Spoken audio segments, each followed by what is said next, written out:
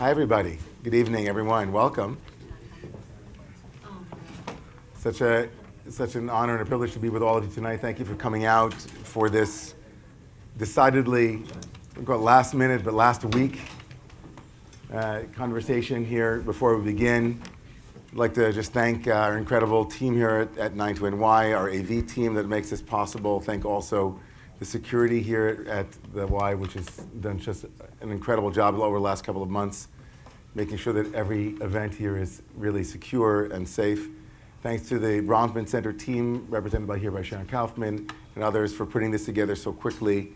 And thank you again to all of you here and everybody who's online with us as well. My name is David Ingber, and I am the Rabbi. I'm the rabbi at the Y, and I am the director of the Bronfman Center for Jewish Life, as well as Jewish community here at 9to-NY.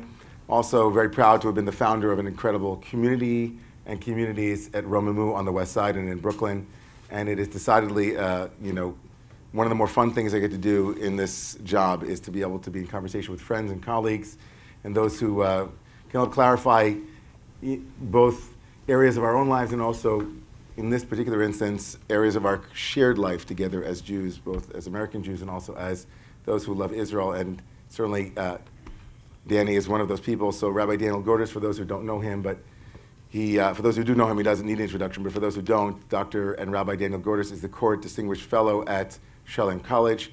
He's the author of 13 books and the widely read blog and podcast, Israel from the Inside. People listen to it in all manner of ways. It's absolutely an essential part of this moment. Daniel's history of Israel, A Concise History of a Nation Reborn, received the 2016 National Jewish Book Award as the Book of the Year. Ambassador Dennis Ross, reflecting on the book, wrote, "When I'm asked, is there one book to read about Israel, I now have an answer." So Gordis, you, Danny, your writing has appeared in magazines and newspapers, including the New York Times, the New Republic, the New York Times Magazine, Azure, Commentary Magazine, Time and Foreign Affairs. And in 2014, the Jerusalem Post listed you as one of the world's 50 most influential Jews. While Jeffrey Goldberg of The Atlantic wrote, "If you asked me of all the people you know who cares the most about the physical, moral, and spiritual health of Israel, I would put the commentator and scholar Daniel Gordis at the top of the list." Your most recent book, Impossible Takes Longer, 75 Years After Its Creation, Has Israel Fulfilled Its Founder's Dreams?, was published in 2023, and you live together with your wife in Jerusalem. You have 3 married children and several grandchildren, whom you are visiting also while you're here in the States. And so it's really an honor to sit with you and welcome Rabbi Daniel Gordis here to the 97th Live. So the impetus for this conversation was a conversation that we had when I visited Israel a couple of weeks ago. I called you and said, "Dan, we need to sit and talk." We've had a number of conversations in the past, and well, you live downstairs from me. I lived downstairs for a summer when I was a fellow at the Shalom Hartman Institute. My wife and I and our kids were neighbors, and you graciously hosted me up in your apartment, and we talked. And it was clear from our conversation that we have a lot in common, a lot to share, and a lot to learn from one another. And I came to your apartment in this trip, and I just shared with you my broken heart. I mean, I said, Danny, all of us are broken. What took place on October 17th was historic in implication. October 7th was historic in its implications, and we're all reeling from it. And I was looking for a chavruta, really looking for someone to be in conversation with. And you shared also that you had a broken heart, and we thought, two rabbis with one broken heart, and we thought it would be potentially illuminating, hopefully, at least minimally for the two of us, and hopefully for some of you here, to have a conversation about what it is that we feel is broken at this moment for us, and maybe more broadly for the Jewish people. So maybe we should start there. I mean, I'm so curious. You're an astute observer of Jewish history, an astute observer of modern Jewish history, an astute observer of North American Jewish life. Maybe just bring us into the beginnings of the conversation about what has been weighing on you heavily since October 7th, and then we'll go back and forth and share. Well, first of all, I just want to thank you for the invitation or the shared idea to do this. Those of you who don't know Rabbi Ingber, I actually think that we're similar in certain ways in that we kind of don't fit neatly into a particular square anywhere on the board. you know a tremendous amount of Torah, which is always wonderful to be in dialogue with, and you're open about your certainties and uncertainties, which makes you a wonderful chavruta, as you said. So I'm really delighted to be here, and thankful that we could pull this off. Thankful that my son is out of the army for a couple weeks, so I could actually leave the country. Right. Wow. Whatever. Well, I'll say something about, there's a lot to say about the whole world, but I'll do Israel, you start with America, and then we can see maybe, whatever, you talk about whatever you want to talk. I'm not sure to talk about it, it's your house. Sure. But look, well, I'll try to characterize what for me is, we're really still reeling. I think you're absolutely right. We're going to be reeling. Here's what I think is a fair thing to say. There's a couple of young people in the room, but this is probably true of you as well. But certainly, for the majority of the people in the room, as long as you are alive, Israel is going to be a country recovering from October 7th. It's not a matter of months. It's not a matter of years. It's going to be a matter of decades. In fact, I accidentally kept the newspaper from Yom Kippur because it was, I think it was Makor Rishon. It said, 50 years later, it's in the past. In other words, we're finally done. It's a half a century, but we can now go back to observing Yom Kippur as opposed to the holiday that's on the same day as the Yom Kippur War. Now, quite ironically, by the way, one of the things that those articles said was, we learned our lesson about this conceptia. Okay, that we clearly did not do, and it took 10 days after that newspaper to figure out how wrong we were. Maybe can you explain what conceptia? Yeah, I'll come back to that one quick sec. But I think, in other words, this notion that until 2 months ago, Israel saw itself as healing from the Yom Kippur War in 1973 tells you something about what national trauma can do. So I'm going to come back to the conceptia in a second, but let me just say a couple things about what broke. First of all, it shouldn't surprise us anymore because we all read newspapers, and most of us have been around the sun a few times. But the human capacity for evil still shocks me. It doesn't shock me that people shoot each other, and it doesn't shock me that people mug each other, and it doesn't shock me that in the the cities of Chicago and Tel Aviv and Paris and Berlin, bad things happen, obviously. But the kind of horror that took place on October 7th, and I'm not going to even actually describe it, is so barbaric is too kind. So that's just having nothing to do with being a Jew or being an Israeli or just being a human being. The capacity, the human capacity for delight in causing pain and death. Kind of knew it, but there's knowing and there's knowing. That's the first thing. Look, but I think the main thing is, and I've said this in a few different ways in different formats, but the failure on October 7th was obviously an intelligence failure, and it was obviously a military failure, and it was obviously a failure of the military to respond more quickly once we did know what was going on. I mean, there are failures galore, and we'll have investigative committees going on for probably as long as us will be around. But the real failure was that Zionism failed the Jewish people. Because Zionism had made the Jewish people a promise, which basically said, Europe does not come here. Wherever we make this state, whether we do it in, Uganda, which, was an idea that lasted for one summer, or Madagascar, which was an idea that lasted for about 6 months. There was an idea to put it near the Great Lakes. I forget near which Great Lake, but one of the Great Lakes. But wherever we end up putting the state, the basic point of the state, there's a lot of points of it. We'll revive a language, and we'll have a culture, and Jews will walk proudly, and da-da-da-da-da. But there's one basic point, that those pictures that you saw of pogroms in the late 1800s and the early 1900s, that's then. And Europe came to the borders of Israel, and it crossed the borders of Israel. And, the stories that you hear, of women, I've actually posted a lot of this stuff, but of women who said to they're in the little safe room, and the safe rooms, by the way, are safe rooms from rockets. They're safe rooms from rockets, and in certain cases, they're meant to be hermetically sealed because from back in the gas days from Iran. But those safe rooms were not meant to keep somebody on the other side of the door. They're not locked. There's no lock on the safe room because where are you going to lock it from? I mean, the idea that a person will be on the other side of the door was unthinkable. They're not bulletproof, these doors either, because who's going to be shooting at you in your own house? But in fact, of course, that's where people were. They were trying to desperately hold the handle in one way. And my son, who's this one who was in the army, who was a commando for 8 years, after this whole thing, there were all these stories of families holding onto the handle and the guys on the other side trying to pull the handle. And in some cases, the guys on the outside won the arm wrestling and opened the door and threw in a grenade, and that was the end of the family. And in some cases, the family was able to hold on. But the stories that you hear of a wife saying to her husband, this is all documented, in front of the children who are old enough to understand everything that's going on, if you feel that they're starting to move the handle, just shoot all of us.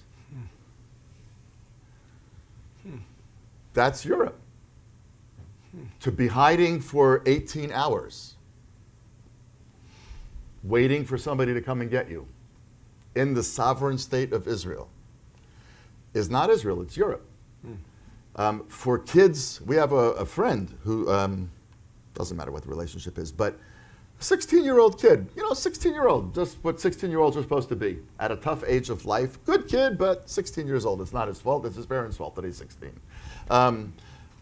Text on the kibbutz, texted his siblings. They all heard shooting and everybody was hiding, but his siblings are married and lived in a different part of the kibbutz. And he texted his sisters, they just killed Ima and they just killed Abba and I'm shot in the stomach. And his sister texted him back, that's a sick thing to even joke about. But it was true. Yeah. In other words, I think for me the brokenheartedness is that we are living through the aftermath of something that was never supposed to happen in a sovereign Jewish state. The whole point of the state was that this can't happen. Yeah. And we failed those citizens. We failed the 1,200 dead people. We failed the 240-something people originally who were captive. That all happened because we failed. Mm-hmm. And that's a huge amount of guilt and a sense of shared responsibility and so forth. So there's the human, there's the fracture of Zionism. I'm going to say something about the Israel that's emerging. I live in Sparta. Everybody is carrying a gun. Everybody's carrying a gun. People walk into shul, a talus in one hand and a submachine gun in the other. Everybody's armed. I'm not. My wife keeps telling me, you got to start carrying a gun. I want to carry a gun. But everybody's carrying a gun. Students are carrying guns. Faculty are carrying guns. The guy who's your waiter has got a gun in the back of his pocket. Everybody's walking around. And this past Friday night, we were invited to dinner at one of the hotels because a friend was visiting, and we walked along the Tayelet, the place where the railroad tracks are. And there's always a lot of Arabs out there on Friday night. It's their right. They live in the city. It's all good. We were nervous. We were nervous in a way that I've never been nervous before. And they didn't do anything to make us nervous. They were just existing. And they have a right to speak Arabic. That's their language. They didn't do anything wrong. But we walked fast, and we watched where the lights were. And a friend of ours who lives in the neighborhood, who's a member of a gym which is known in Jerusalem for being a very mixed area, lots of Jews, Christians, Arabs go to this gym. And she's like the nicest, most liberal, most embracing person in the world, said, I can't wait for my membership to run out, because then I'm going to find a gym where there is none of those people. In other words, something's changing about Israeli society. Hate and fear, fear and grief don't bring out the best in us, ever. Anywhere.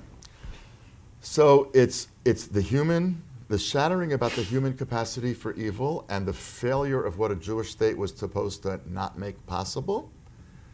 What we're going to become, I don't know, but it's not it's not really I really wanted my grandchildren to grow up in. Guns everywhere,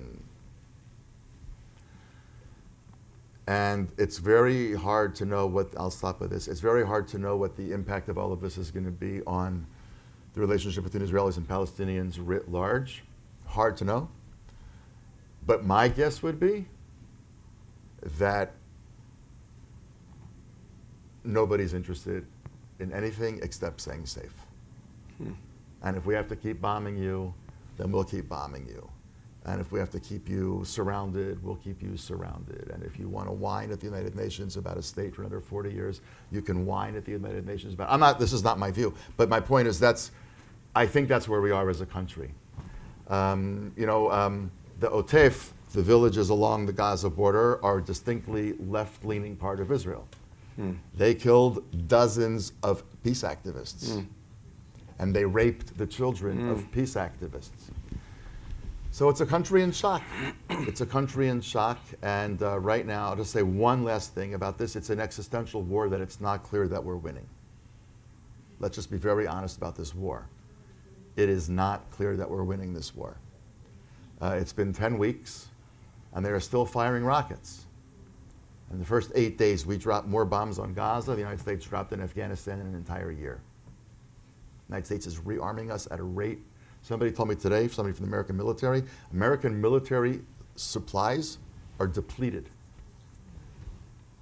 He said if something were to happen between China, that's what he said to me this morning, if something were to happen between China and Taiwan, we actually don't even have enough armaments now to go do something because we've shipped so much of it over to Israel. And the planes land every day the planes land. I mean, it's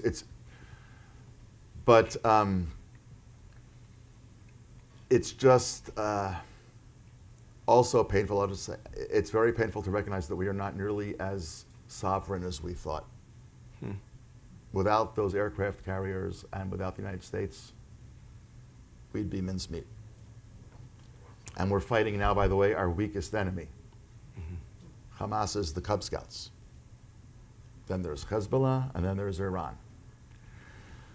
So we have probably a long war ahead of us. It's not clear that the war is winnable. It's not clear that the war is going to be won. And it's an existential war because if we cannot convince our children that this is a place to be safe,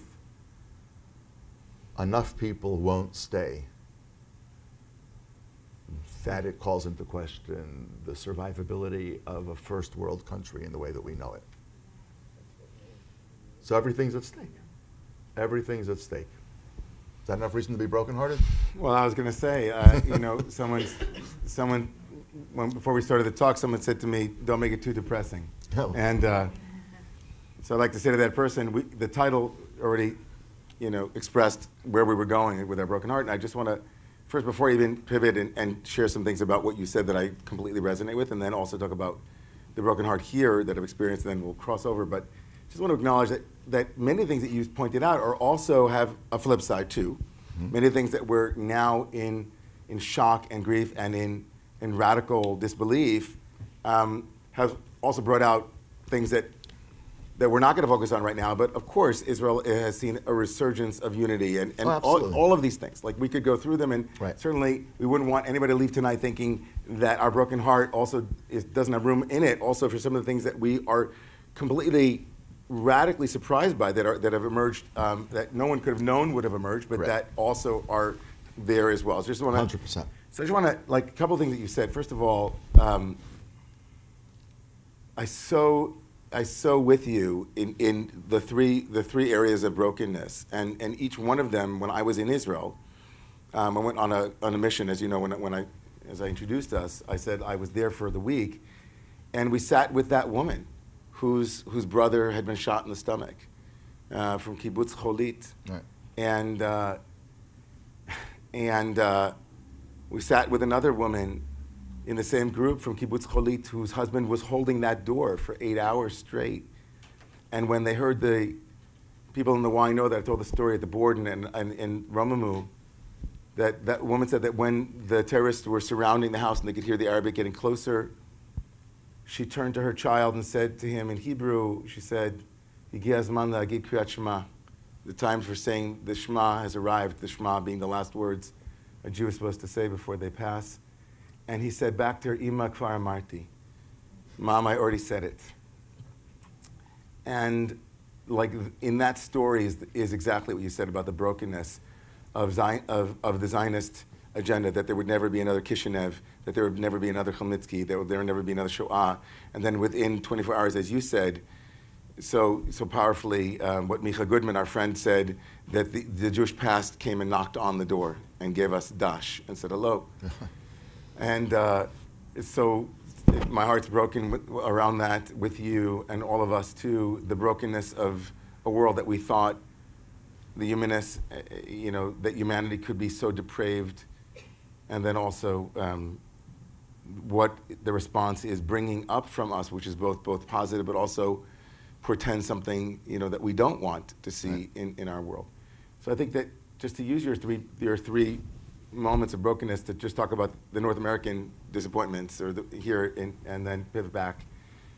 So I think there are parallels to everything you said. I think that when I think about the brokenness here in America, I think about very much the inhumane response that we expected, and to some extent we're still reeling and in shock. It doesn't seem to be getting any better. Maybe it's getting better because it's being surfaced now in a way that it had not been surfaced before. But in the immediate aftermath of October 7th, in many ways, North American Jews are reeling not only from October 7th, but maybe more from October 8th in terms of the day-to-day living as a Jew.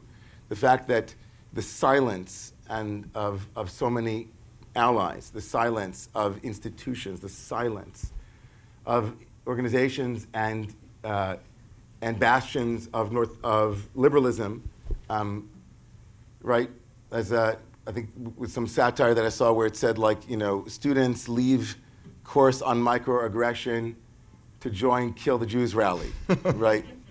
It's like something I saw yesterday, and it captured it in such a profoundly, it's so true because it hits so home, the double standards of these these institutions who are dedicated to various principles that we all thought that's part of what we liberal Jews and Jews who identify themselves in the liberal worldview writ large, the shock and dismay and disgust and horror of living in a world where we were fighting alongside people who said we thought we were fighting with them, we were fighting together against various things, and then to see the absolute and total desolation of that landscape it's a shock that I think that the broken heart and the broken mind are having a hard time piecing together. Yep. I think that for me, on the Zionism front, also both in the liberal worldview or in the Jewish liberal world, right? The now losing or the splitting off of the younger generation. I'm just talking to a friend here tonight who is attending a conference here in New York for Jewish leaders to get together around song and prayer.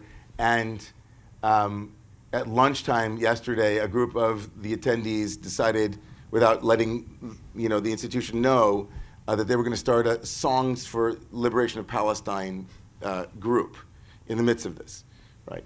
Or the confused moral equivalencies and the confused moral conversations that are happening in Jewish spaces that, we had, at my community, we had multiple people, and I'm not alone in this, and I've heard this across the board, I'm on many listservs, where communities were excoriated for not offering Gazan hospitals for Jews in Jewish communities to give charity towards, and that moral confusion is it's permeated so many spaces.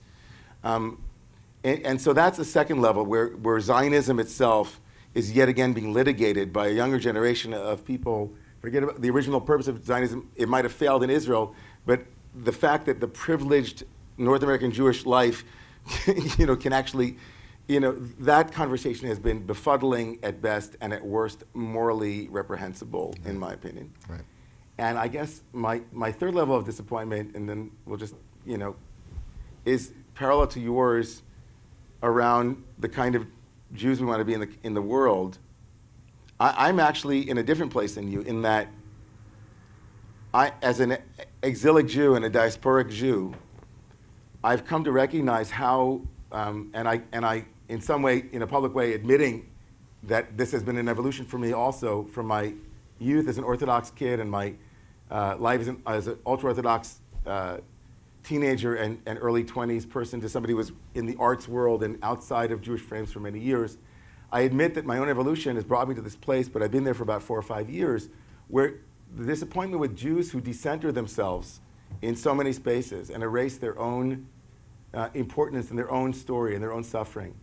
It's still a shock to me when I hear a story from my own niece who attends Columbia University and was told by one of her professors when she brought a snippet of a Holocaust documentary in order to, as part of an assignment given to her by a professor at Columbia, that people don't have room now for Jewish suffering. She literally said those words.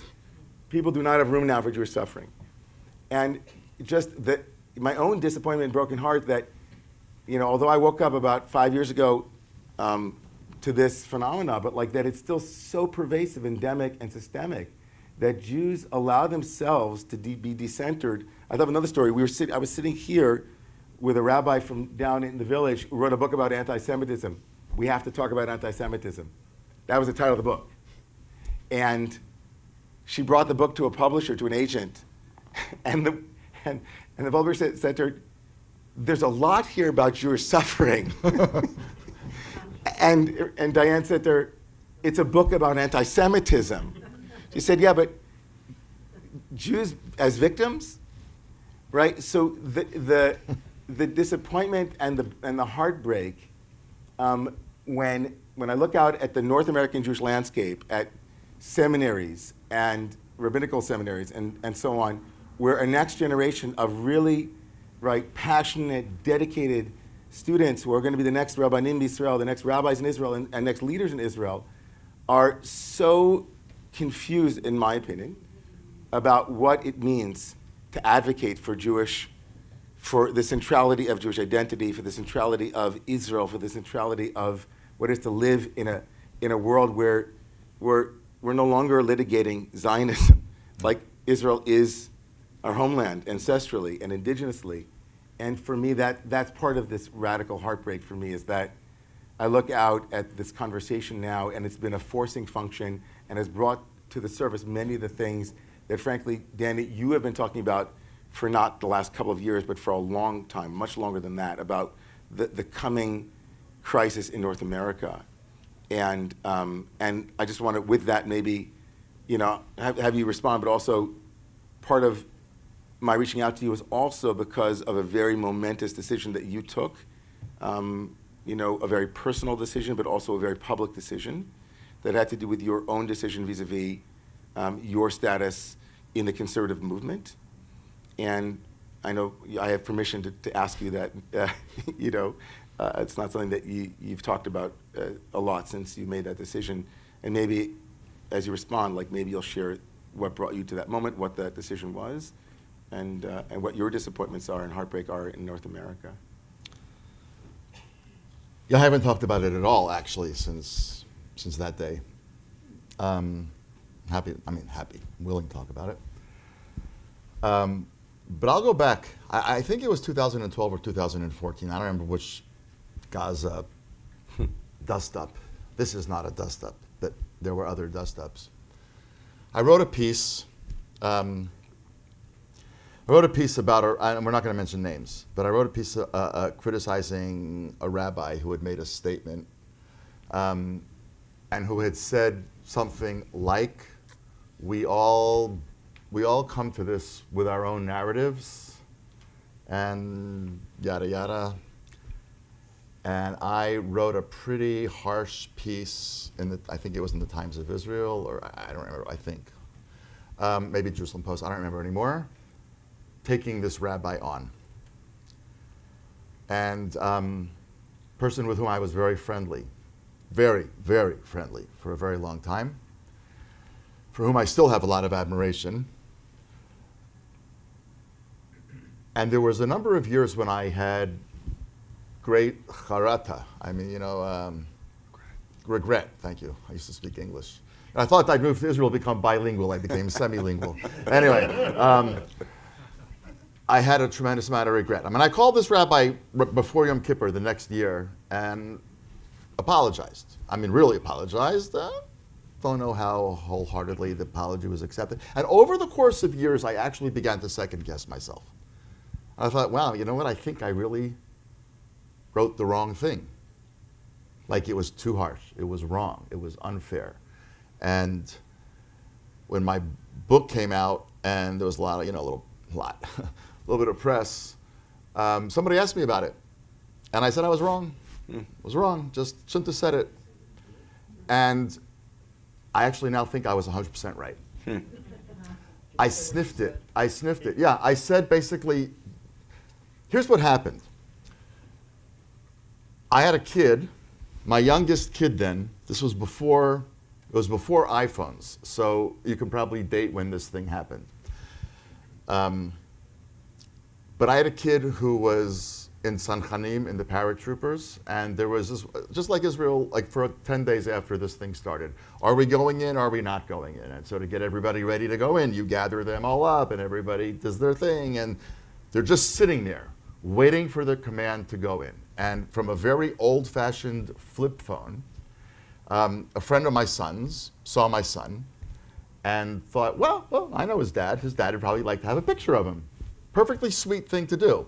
And he took a picture on his old little crappy flip phone, and somehow, I don't even remember anymore. I don't remember how I got the picture, but he sent me the picture of some technological means.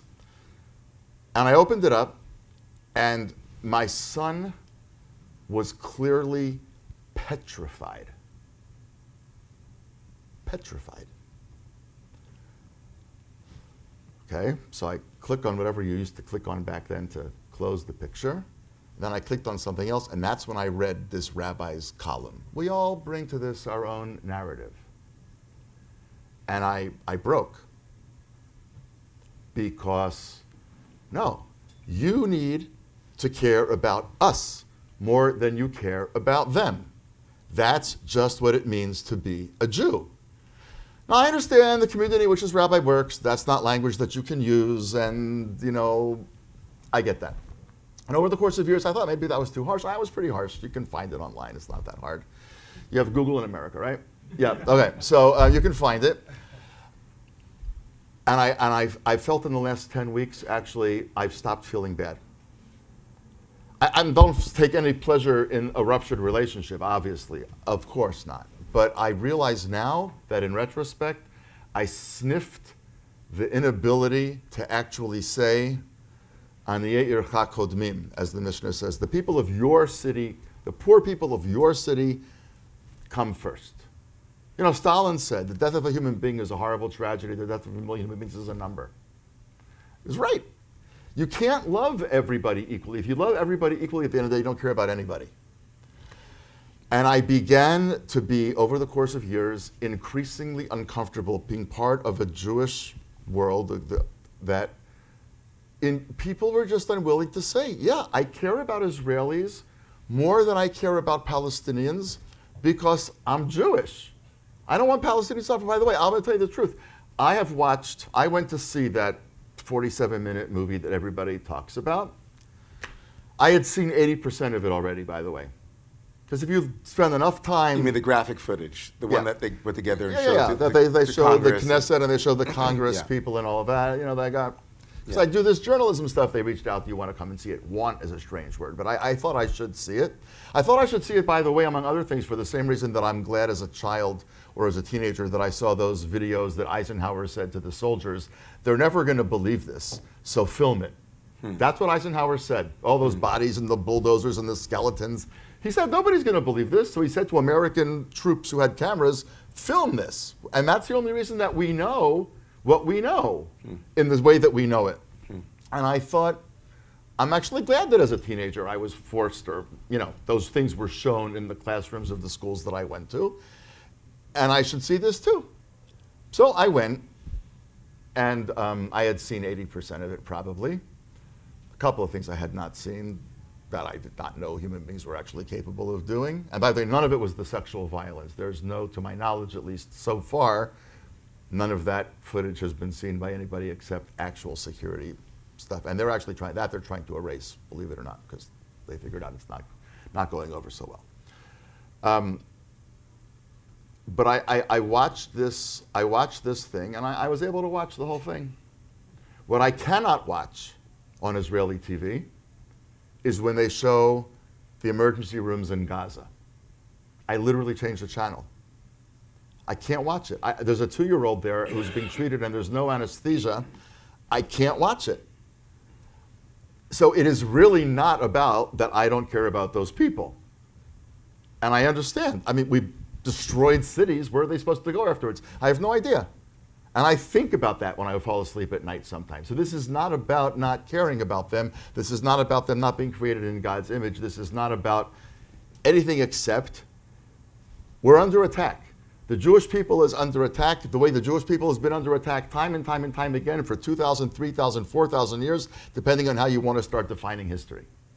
And at that moment in 2000, I think it was 2012, I wanted a rabbi who actually had known this kid of mine growing up, as a little kid, to say, we feel for them too, but our job is to be in this with the Israelis, and this we each bring our own narrative.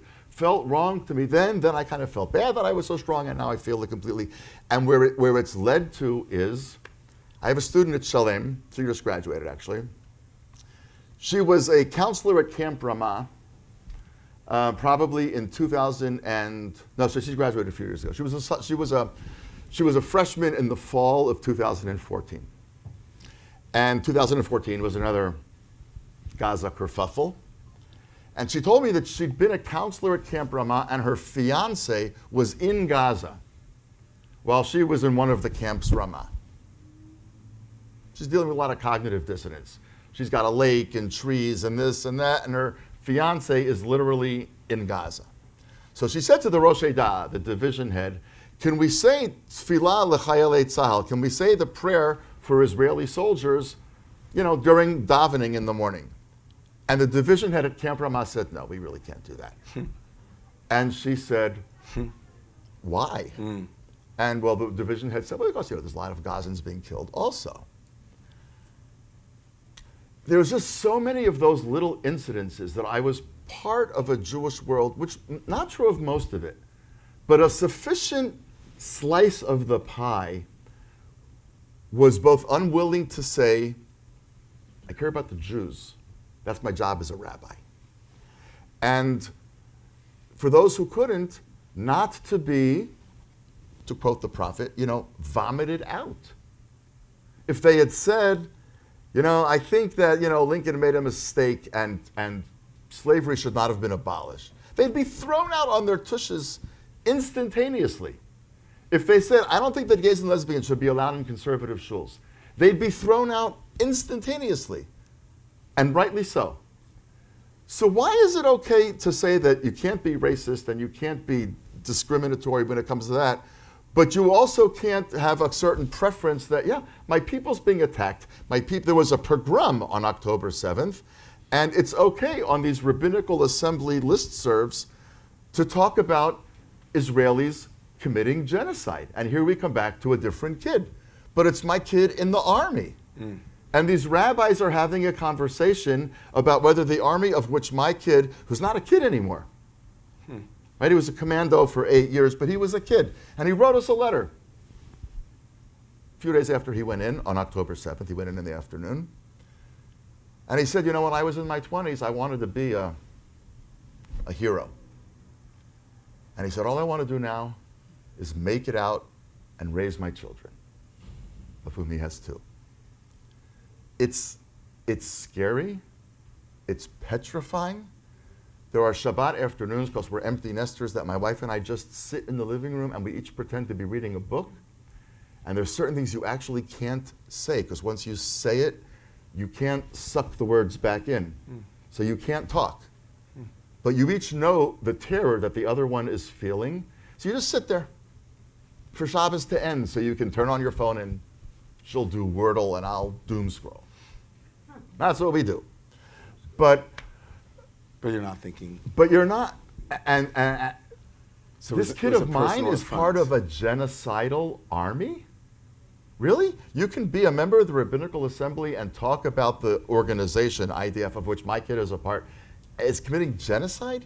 So at a certain point, I just said, And enough. enough. And it's not like, just to give those who Please. know, Daniel, know this, but like, it's not as though the Gordis family is new to the Rabbinical Assembly or the That's conservative what made it movement. painful. And I said Right, that so this- publicly. I just said like one sentence and then I'll let you go on. No, I want you to say the context, like how, to amplify how Right. big a decision it was, is your It was mishpacha is very like- painful. Look, when I was at Columbia, when I used to come to New York and have a couple of extra days, I have a little alumni card, and it's got a nice picture of Low Library, and you can tap it at the front, and it gets you in to the library. And when I have an extra day in New York, I go back to the same old room where I used to sit as an undergraduate. Same tables. They all have outlets now, but they didn't have outlets then. But they're it's the same room. It's whatever. And I allow myself to imagine that I fit right in. I blend right in with the 19-year-olds. Yeah, you look, exactly. sure, you're They're just looking at me like, undergrad. somebody get oxygen for this guy before he keels over. But I go in, and I had a day that it's not free in the end, but I thought, I'm not going there. Like it feels like hostile territory. I probably won't ever go back in the library again, as far as I know. Probably, I don't know. But my point is, so when I was at Columbia as an undergraduate, I wanted to go to rabbinical school. I didn't think I wanted to be a rabbi. I just wanted to get a really rich Jewish education, not in Bible or philosophy or Talmud or history. I wanted to do all of it. And rabbinical school was actually the best way to do that. And I was thinking about various places where one might go. Chovevei wasn't around. The world was very different back then. But there was no choice to be made. My mother's brother was the chancellor of JTS. My father's father was on the Bible faculty of JTS. My father's younger brother was on the faculty of the West Coast branch of JTS. I mean, it would have been the ultimate you-know-what to your family to say, I'm going anywhere else. And it wasn't a bad fit, but I never had a choice. I knew I didn't have a choice. If I was going to go to rabbinical school without basically severing really my relationship with my grandfather, which I was never going to do, that was where I was going to go. And I learned a tremendous amount. I mean, I had phenomenal teachers, and I learned a tremendous amount. But all these years that I began to feel more and more, and my grandfather was the president of the Rabbinical Assembly, whatever. He's the editor of the Silverman Siddur. It's called the Silverman Siddur, which annoyed him no end, because Gordis was the editor. But okay, I don't know why they called it the Silverman Siddur, but you did not make the mistake of calling it the Silverman Siddur in front of my grandfather, but okay. Called it the Rabbinical Assembly Prayer Book. Okay. For a lot of years, I actually felt like I can't cut this umbilical cord, because up there he's looking and he's like, what are you doing?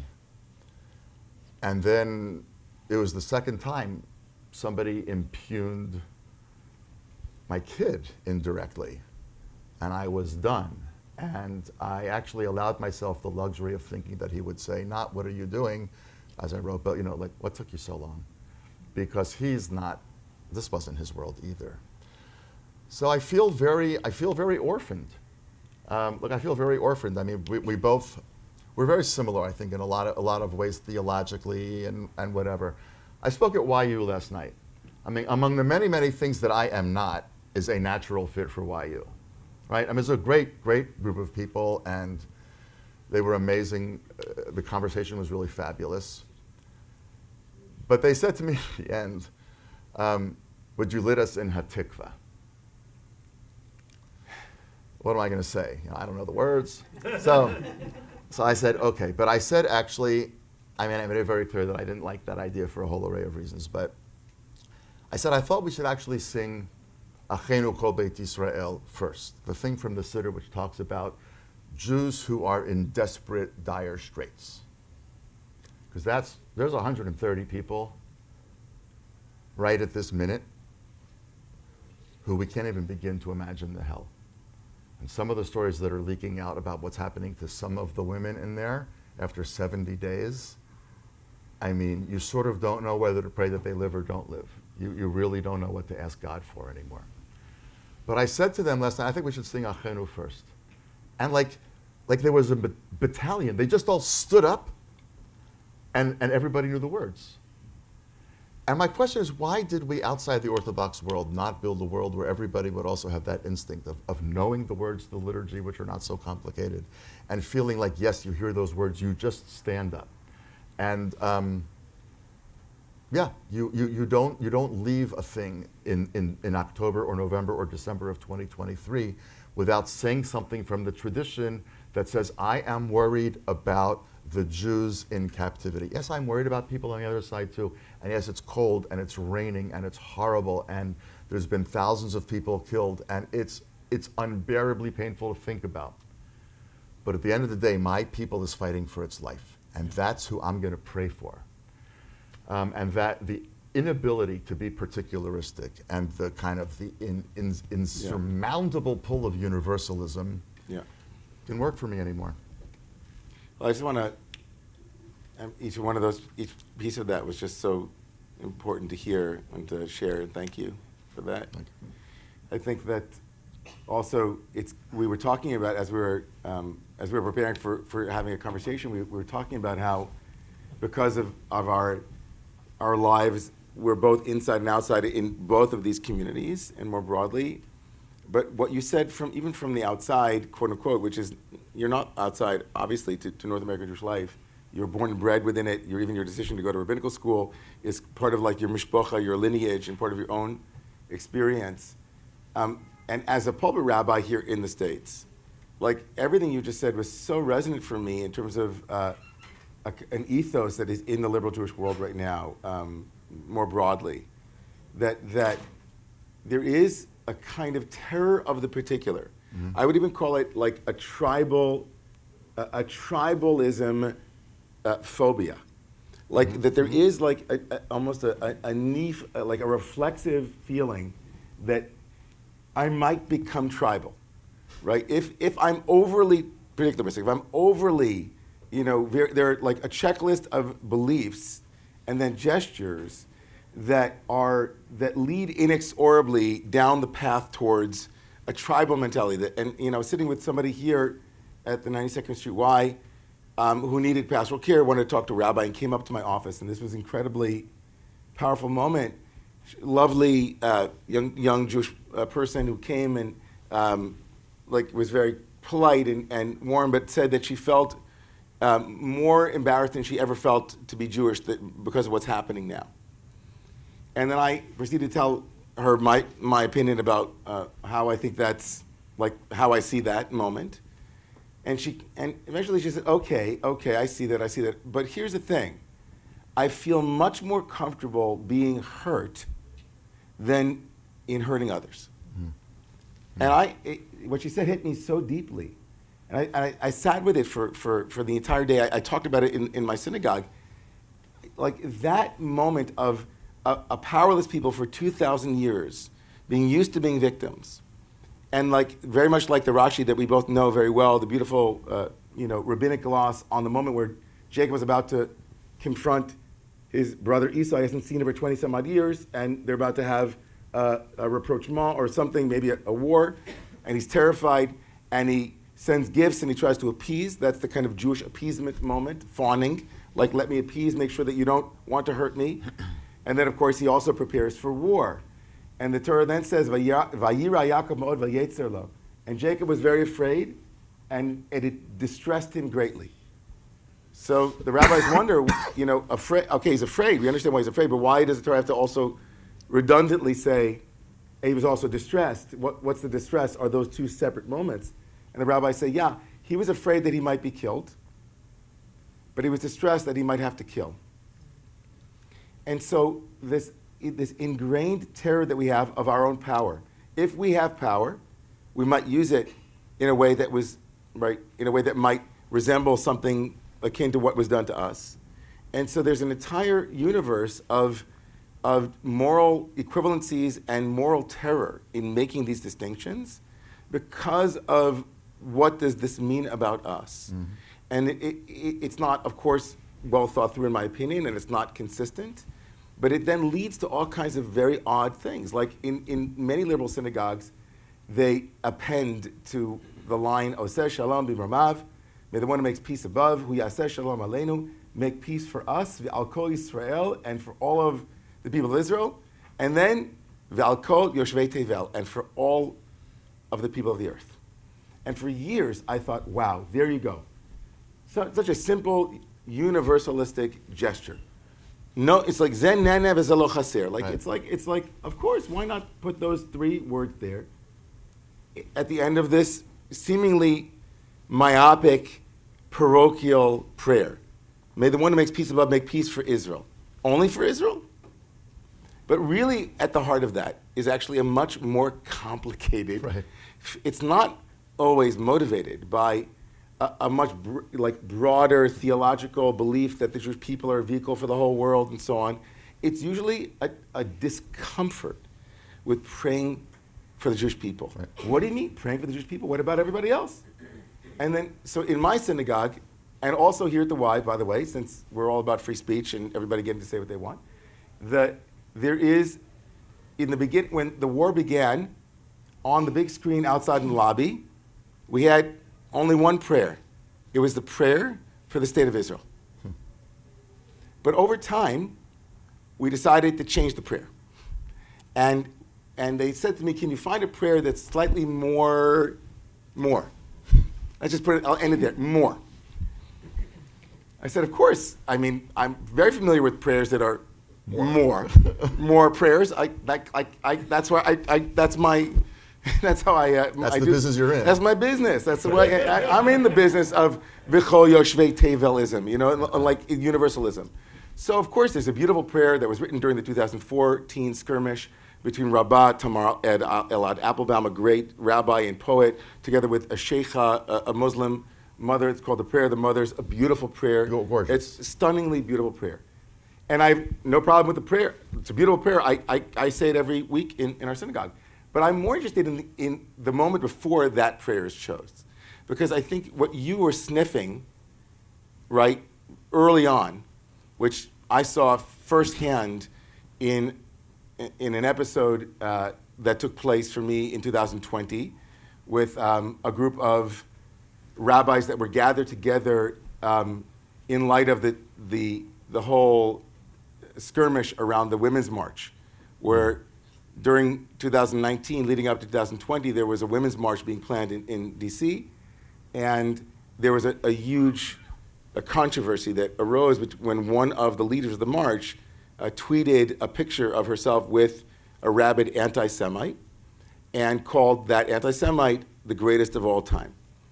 And in the wake of that, Jewish groups, right, of course, justifiably were very upset and justifiably made a problem out of it, which it was. It was a problem. It wasn't a problem Jews started. It was a problem with this person. And I was invited to an inner circle group of rabbis in a private townhouse, Brownstone in Brooklyn, to meet with the leaders of the Women's March, Linda Sarsour and Tamika Mallory. And I've spoken about this in my community at Romamu. And at that meeting, I ostensibly stood up and demanded, asked, inquired, wondered why Tamika Mallory wouldn't just revoke and step away from that tweet, which was offensive to me, to my father, to my mother, to my parents, to all Jews everywhere. And as I asked that question, a rabbinic colleague stood up and shamed me in front of 20 other liberal rabbis and said, how dare you, this woman is an ally, we are fighting a much bigger foe, which is white supremacy, we can't, that's what they want us to divide and, right. So I feel like there's a constellation of questions around Jewish particularism and Jewish centering, and around the kind of reflexive fear we have as Jews of being too Jewish, of being too tribal. And for you, it's so personal because these reflections from North America are sitting on top of a sun, people who are actually in harm's way. Right. And that was my experience when I went to Israel 2 weeks ago, which was the abstract questions that we Jews are wrestling with here in North America are in Israel non-existent, right, in that sense. Like, it's a very visceral sense of, right, we know that, we know a brother, a sister, a cousin, a wife, a grandfather, a grandmother, whose kids are in Gaza right now, right, or who were slaughtered on October 7th. And so that kind of let's pray for them is a gesture that weaponizes our humanism at the stake of our particularism. It's actually a kind of virtue signal to say, oh, don't think that I'm such a tribalistic particularist Jew that I think that we only pray for Jews. And it's sloppy in that way. Like, how do we know that a person at YU or anywhere who's using the time-honored prayers of our people means that God should only bring peace for the Jewish people, but he's praying for the Jewish people? And assuming that Muslims are praying for Muslims often and Hindus are praying for Hindus, and God bless them, right? We're not, I said at one point, and this, I think we're going to open up for some questions as well at some point, and maybe some conversation here. Like I said this, and I stand behind it, and I still stand behind it, that as far as I know, while Jews are raising their Jewish voices for Palestine across the country, I have yet to find a MVP, a Muslim's voices for peace, that is equally vocal, equally vociferous, equally fighting for justice and fighting against anti-Semitism in mosques around the country and so on. Or even condemning October 7th. Or condemning October 7th. And I think that there's a large question to be asked about how it serves the Jewish community to allow double standards to be perpetuated by us as Jews. Right? That's a pretty big question to ask. How does that serve us? How does it serve our interests? And if someone says, well, our interests, who cares about our interests? I think that's a good thing to look at when you say that. So I just want to ask you one quick question before we open it up. Yeah. With this woman that came into your office and who said, I'm much more comfortable being pursued than pursuing or injured than injuring. There's that famous Golda line: "We can forgive you for killing our children, but we can't forgive you for making us kill your children." American Jews love that line. Israelis think it's the stupidest thing that anybody could say. Well, what are you talking about? I mean, she's much more of a hero in America than she is in Israel in general, although it's shifting over the course of time. But that line, people said, oh, that's the diaspora Golda Meir, right? That's the Milwaukee, that's the Eastern Europe. We have an advantage. Here's my question, though. We have an advantage. We know what we need to do. We need to destroy Hamas. And then we got to destroy Hezbollah. And I don't know how to do that, but we know what we need to do. Right. We know who the enemy is, and we know what needs to happen to them. Right. What's the war you have to fight? How do you think about the next 10 years, the next 15 years of communal leadership as a proudly particularist and at the same time profoundly universalist communal leader in America? What's the game plan?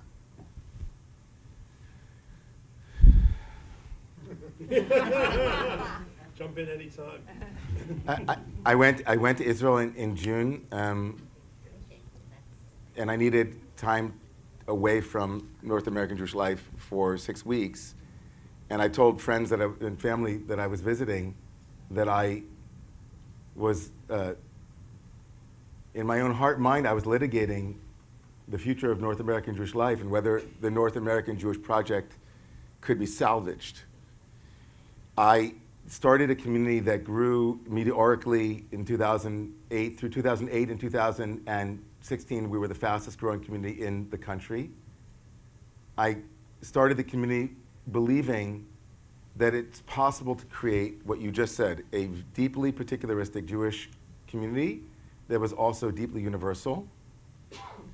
And I think that I underestimated the various factors in North American Jewish life that militate against the success of a thick, literate Jewish community.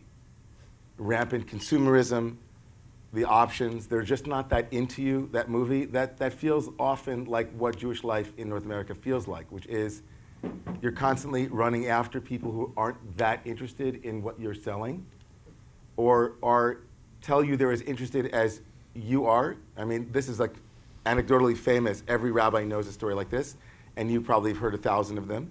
After the high holidays, that was the most beautiful service I've ever been to, Rabbi. That was the most profoundly meaningful sermon that I've ever heard, Rabbi.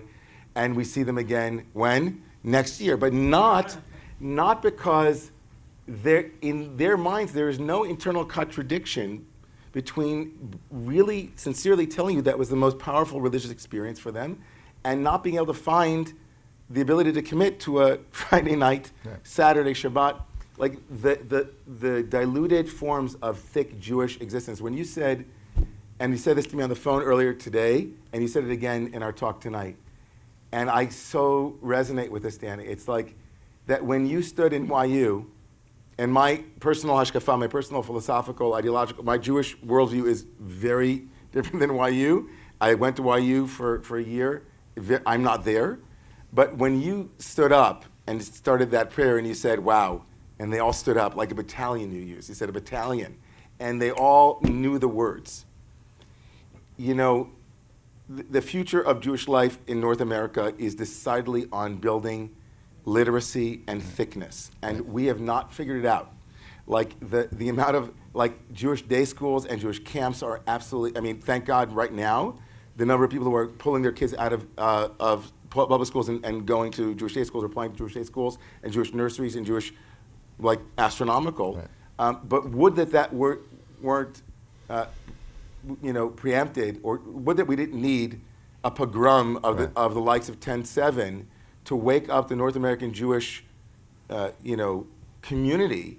That thick Jewish life is especially difficult when Hanukkah is not your dominant theme, but Christmas is, and where the holiday cycles and Jewish literacy, right? I was thinking today, and I'll just and we can like open it up.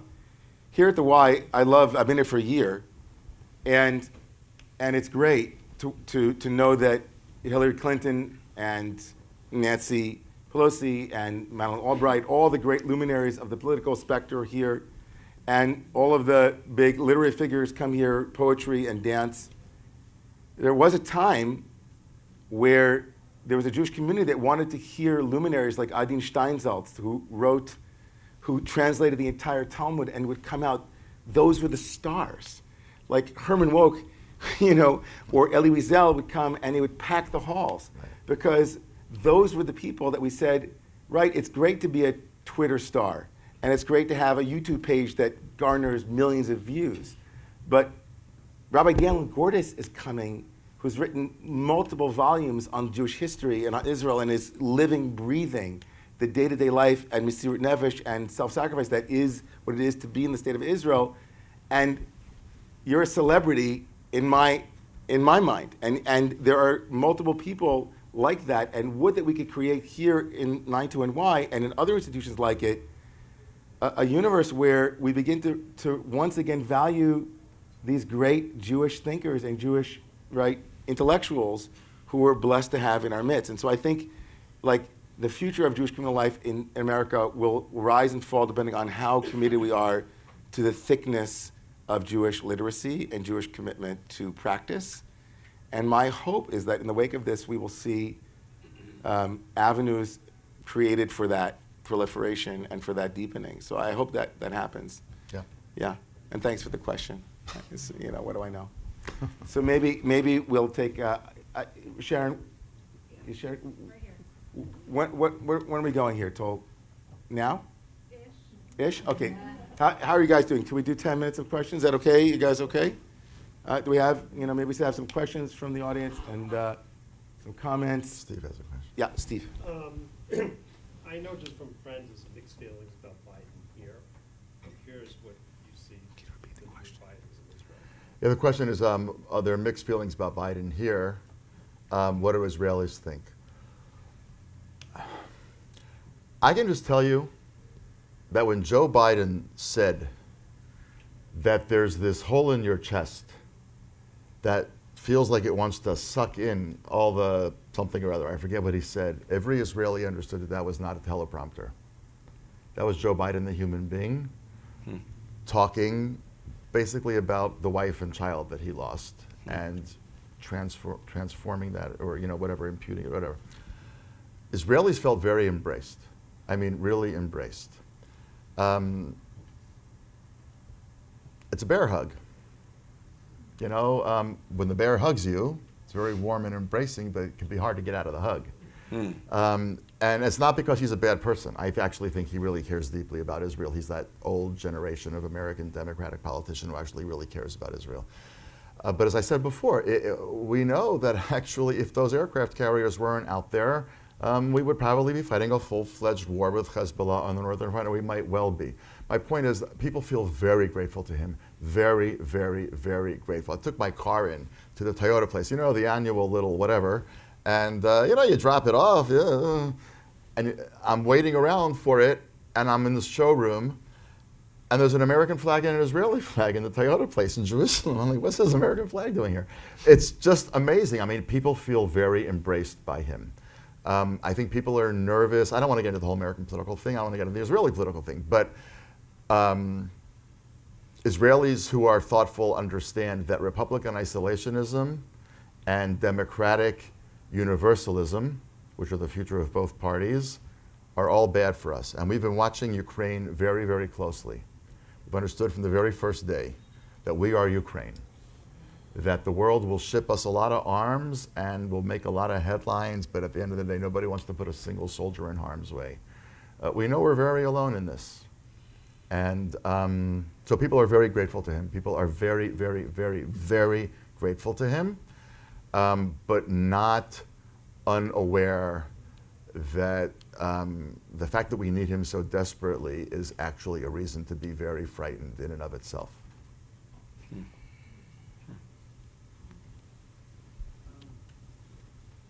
When the war ends, okay, I mean, it will come, but do you see any Palestinian that could try to make peace, like a Marwan Barghouti? I know people talk about Hamas wants to kill us, the PLO is corrupt.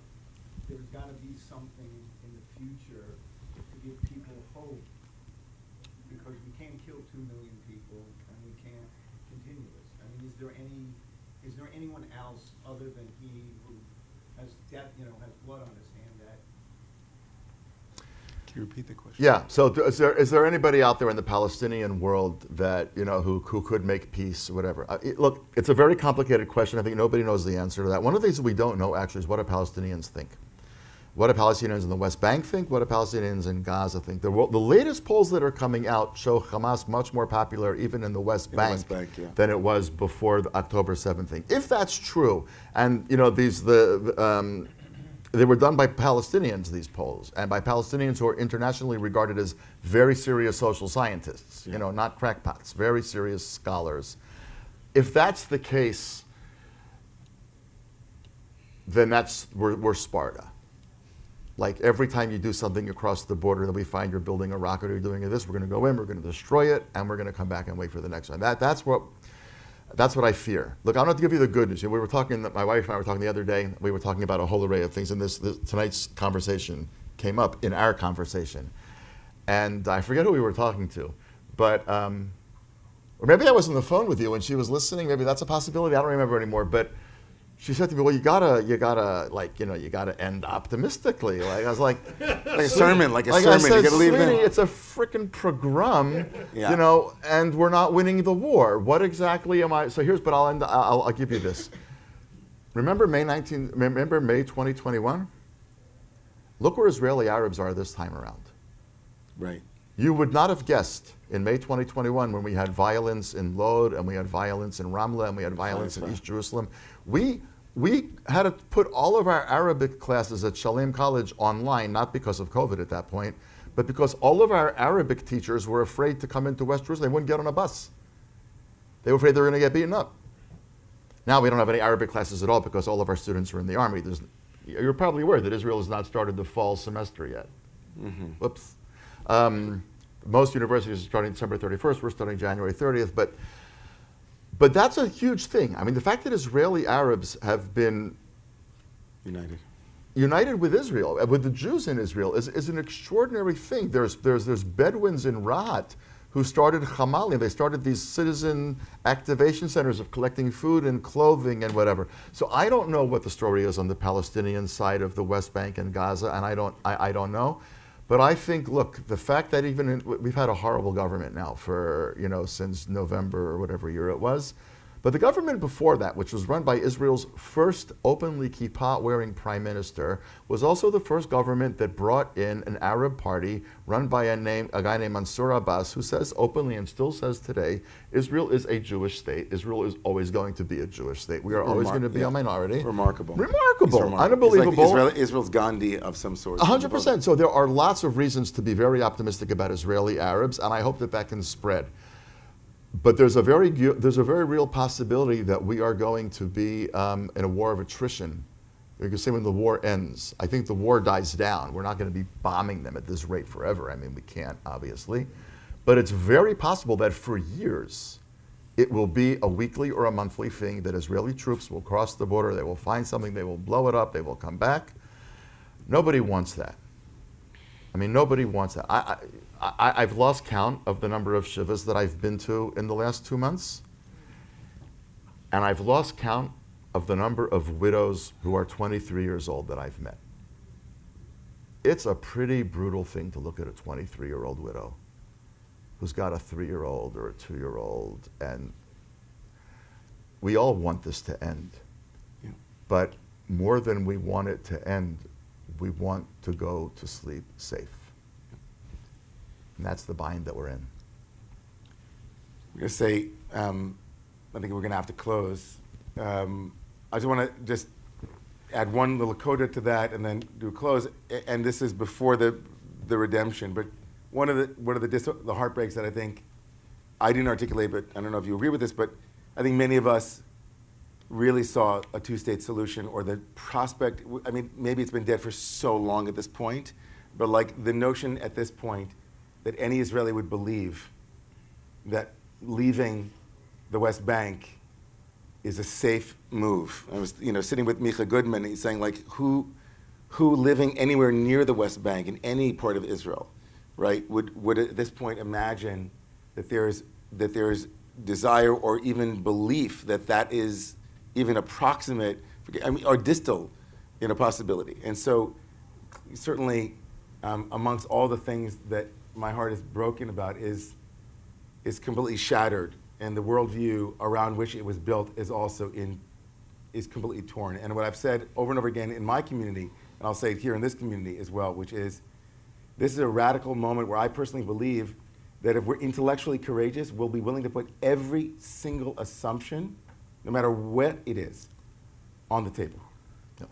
Every assumption, even the ones that at first glance we think, oh, that's not possible, or that's not moral, whatever it is. Like every single possible intellectual axiom or presumption should be fair game in light of what took place on 10/7. Including the fact that there are two states. Right. Jordan, Right. which should be Palestine, and Right. Israel. Whatever the beliefs are, I think that one of the things that is most terrifying for me in the post-war reality, or whatever, or whatever we're going to call this post-intensity at this moment, is building a culture in Israel that can handle a robust disagreement of opinion without becoming, right, especially with it being Sparta now, that's terrifying. Terrifying. Where people who disagree vigorously, that we can build a world where they can disagree and have multiple opinions and still live in the same society. That is itself the litmus test of the strength of Israel's democracy and Israel's own fabric. We have people sitting in bunker next to each other, shoulder to shoulder, who 9 months ago would not have been talking to one another. And that's one of the great conceptions. And they're in the same tank right And they're now. in the same tank right now, right? So, people, one of the great fallacies was during the 9 months of civil, and civil unrest, and was that, when push came to shove, those Israelis, the elites, wouldn't come back, right? We know that's absolutely false. And in fact, we know many of those assumptions about Israeli society didn't hold true. People are in the same tank. And God willing, when we move past this stage, we'll be able to have people who have vigorous and rigorous debate about what the character of the state of Israel should be going forward, but that won't become a civil war, God forbid, right? And so yet another thing to have a shattered heart about. But I feel like we have to close with a redemptive promise. I'm sorry, I know that we could go on. Obviously, also because of the intimacy of the room, it's like having Danny over for a Shabbat meal or like a schmooze, and there's so much to learn from you. Do you want to say one more thing? Say one more thing yeah, really please go quickly. ahead. Yeah, go ahead. I think one of the things that we all need to do at this moment, and I think it's true on both sides of the ocean, is we have to have the courage to say what we were wrong about. Yes. And the people in America who thought the Israeli protesters, among whom I was one, they're not patriots, they're that, da, da, da, da. At 9 o'clock in the morning, they were in cockpits. All those pilots who said we're not training, at 9 o'clock in the morning, they were in the air. And a journalist said to me last week, I'm here, whatever, doesn't matter what newspaper she's from, and she says, I'm trying to find all these 30-something-year-old progressives that I've been reading about. I want to interview them. I don't know where they are. I said, oh, they're in Gaza. They're in Gaza. They're in tanks. They're firing artillery shells. That's where they are. You're going to have to come back some other time. So, look, I think that people in America who were very quick to judge our left because you thought it was like your left, which does not carry American flags, this was not gathered by the hundreds of thousands for 40 weeks in a row without a single act of violence. Our left is not your left, and the people on the right here who impugned our left owe them an apology. And it goes both ways. My wife and I were in the kitchen last week. We're like each, cutting board, chopping, whatever we were doing. And out of the blue, it's very quiet in our house these days. It's just very quiet. And she says, I'm ashamed of myself. Like, what'd you do? Yeah. She said, we were so wrong about the disengagement. She said, I feel a need to go to every single one of those people whose houses got bulldozed and apologize to them. And I said, well, it was a mistake, but I'm not sure it wasn't a mistake that we had to make to try it. And then she said to me, you don't have the luxury of that out. Just admit we were wrong. They said this would happen. We didn't believe them. They were right. We destroyed their communities. We should just feel horrible. And she was right about that. And I think if we can all look across the various aisles, the oceanic aisle, the political aisle, the party aisle, the whatever aisle, and each of us find a place to say, I was completely wrong, then we can try to build something together. So on that note, I'd like to ask you, Danny, to say Hatikva. No, I'm kidding. I don't know the words, but I'll look it up on my phone. No, it would be nice just to say the prayer, Achenu Kol Beit Yisrael, and maybe we'll say that together. And with that, we'll close on a prayer for our brothers and sisters and those who are in harm's way right now. So let's just rise.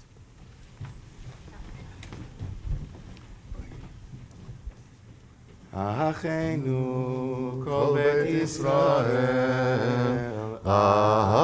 Achenu Kol Beit Yisrael, Hanetunim Batzara, Batzara Uvashivya, Homdim Bein Bayam Uvein Bayabasha.